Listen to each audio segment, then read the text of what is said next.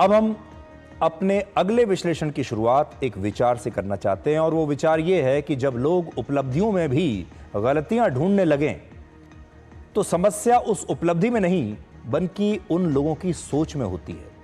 और ये वही लोग हैं जो भारत में आधा फ्रंट खोलकर हमेशा बैठे रहते हैं। दो फ्रंट तो हमने आपको बता दिए, पाकिस्तान और चीन। आधा फ्रंट हमेशा हमारे देश में खोला ही रहता है। ये वो लोग हैं जिन्हें हमारे देश की कोई भी उपलब्धि कभी खुश नहीं करती। हाल ही में भारत जापान को पीछे छोड़कर अमेरिका, चीन और जर्मनी के बाद दुनिया की चौथी सबसे बड़ी अर्थव्यवस्था बन गया है, जो हर भारतीय के लिए एक बहुत बड़ी उपलब्धि है, गर्व का विषय है। लेकिन फिर भी हमारे देश का एक वर्ग ऐसा है जो इस उपलब्धि में भी कमियां ढूंढ रहा है, और ये लोग कह रहे हैं कि भारत को जश्न मनाने से पहले अपनी प्रति व्यक्ति आय की तुलना भी जापान से जरूर करनी चाहिए। इससे पहले इसी महीने जब हमारा देश पाकिस्तान से युद्ध जीता था, ऑपरेशन सिंदूर इतना कामयाब रहा, तब भी यही लोग इसका जश्न मनाने की बजाय ये पूछ रहे थे कि भारत ने सीज फायर क्यों कर लिया और भारत ने इस युद्ध में अपने कितने हवाई जहाज खो दिए, हमें तो पहले ये बताओ। पाकिस्तान जैसा देश जो युद्ध हार कर भी जश्न मना रहा है, और हमारे देश में कुछ लोग ऐसे हैं जो युद्ध जीत कर भी सोच में पड़े हुए। आपको याद होगा, इससे पहले जब हमारा अंतरिक्ष यान चंद्रमा तक पहुंचा था, तब भी इन लोगों ने इस पर भारत की आलोचना ही की थी, ये कहकर कि चांद पर तो पहुंच गए लेकिन पहले जमीन पर भारत में फैली गरीबी को तो देख लो। कोविड काल में जब हमारे देश ने अपनी मेड इन इंडिया वैक्सीन बनाई, तो इसे भी हमारे देश के कुछ लोगों ने इसकी सराहना नहीं की और पूछा कि इस वैक्सीन के सुरक्षित होने के क्या सबूत हैं। कई लोगों ने कहा हम तो लगवाएंगे ही नहीं ये वाली वैक्सीन। और हमारी सेनाओं ने जब सीमा पर चीन की सेना को पीछे धकेला, तब भी ये लोग खुश नहीं थे, जिससे ये पता चलता है कि हमारे देश में बहुत सारे लोग ऐसे हैं जो देश की उपलब्धियों में भी सिर्फ कमियां ढूंढते हैं और इन पर भी कभी तालियां नहीं बजाते, कभी खुश नहीं होते।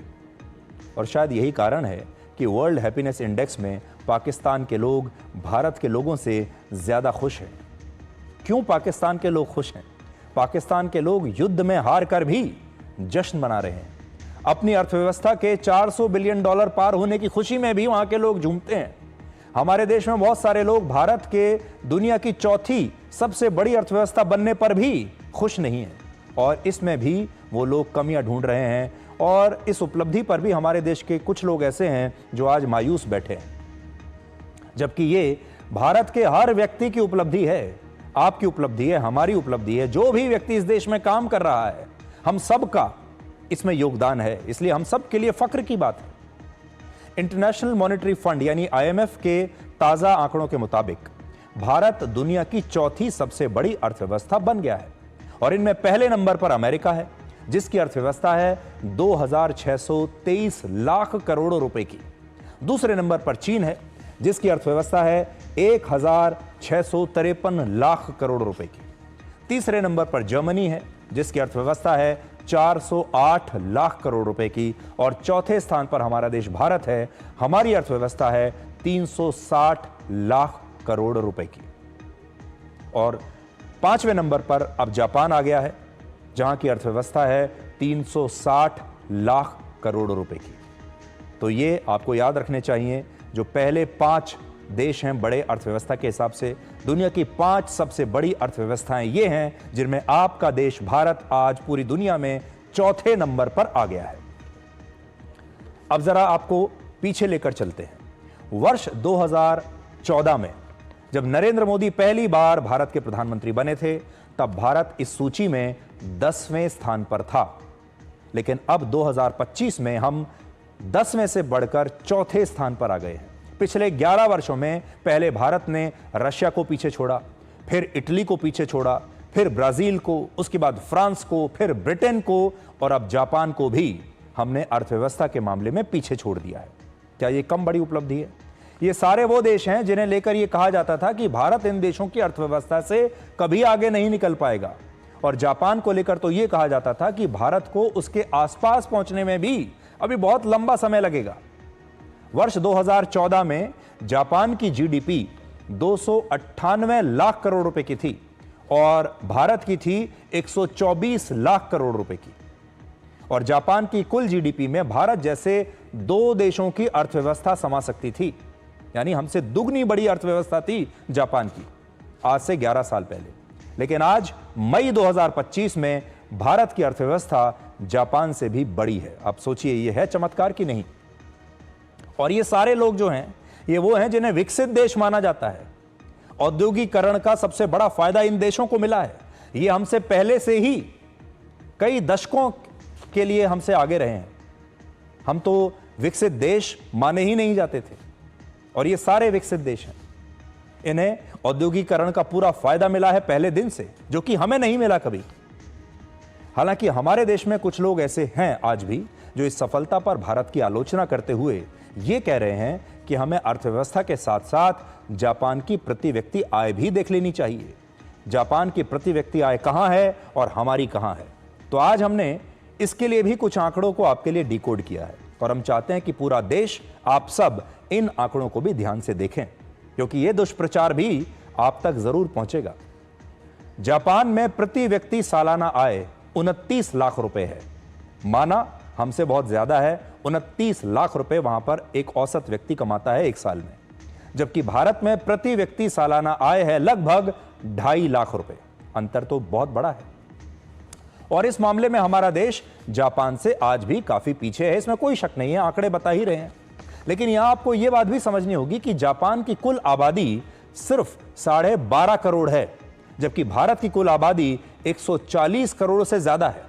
और जब किसी देश की आबादी इतनी ज्यादा होती है तो उस देश में लोगों की प्रति व्यक्ति आय की तुलना उस देश की प्रति व्यक्ति आय से नहीं करनी चाहिए, जो आबादी में कहीं ज्यादा छोटा है और जो बहुत पहले ही हमसे विकसित हो चुका है।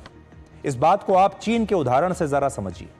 अमेरिका के बाद चीन दुनिया की दूसरी सबसे बड़ी अर्थव्यवस्था है, और यह बात सब मानते हैं। लेकिन चीन के लोगों की प्रति व्यक्ति सालाना आय जर्मनी, जापान, ब्रिटेन और फ्रांस के लोगों से भी कम है, जबकि इन देशों की अर्थव्यवस्था चीन से छोटी है। चीन के लोगों की प्रति व्यक्ति सालाना आय लगभग 12 लाख रुपए है, जबकि जापान में प्रति व्यक्ति सालाना आय 29 लाख रुपए है। और भारत की तरह चीन के लोग भी इस मामले में जापान से बहुत पीछे हैं प्रति व्यक्ति आय के मामले में। लेकिन क्या आपने कभी यह सुना है कि चीन में इस बात के लिए वहां की सरकार की आलोचना हो रही है, या चीन के लोगों ने यह कहा हो कि चीन का दूसरी सबसे बड़ी अर्थव्यवस्था बनना सिर्फ एक दिखावा है, या दुनिया ने कभी इस आंकड़े को चुनौती दी हो? आज जो लोग ये कहते हैं कि अर्थव्यवस्था बढ़ने के बावजूद भारत के लोगों की आमदनी नहीं बढ़ी, उन लोगों को आज कुछ और आंकड़े दिखाते हैं। वर्ष 1995 में भारत के 118 लोग पूरे साल में जितना पैसा कमाते थे, उतना पैसा जापान में एक व्यक्ति अकेले पूरे साल में कमा लेता था। यानी जापान का एक व्यक्ति और हमारे यहां 118 लोग बराबर पैसा कमाते थे। फिर वर्ष 2010 में जब यूपी की सरकार का दूसरा कार्यकाल चल रहा था, तब भी भारत के 33 लोग मिलकर उतना पैसा कमा पाते थे जितना जापान में एक साल में एक व्यक्ति कमा लेता था।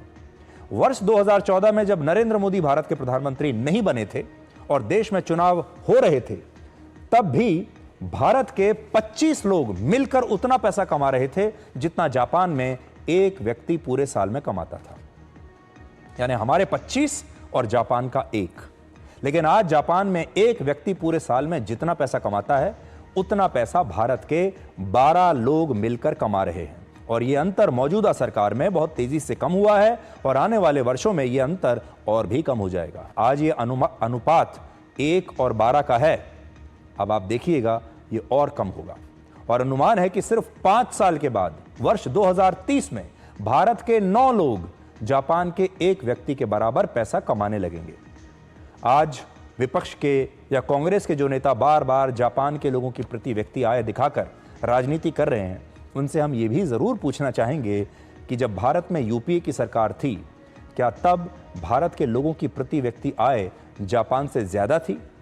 कड़वा सच तो यह है कि यूपीए की सरकार में ना तो भारत की जीडीपी जापान से ज्यादा थी, ना ही भारत के लोगों की प्रति व्यक्ति आय जापान के 20 लोगों के भी आसपास थी। लेकिन आज वही कांग्रेस पार्टी इस आंकड़े पर भी राजनीति कर रही है।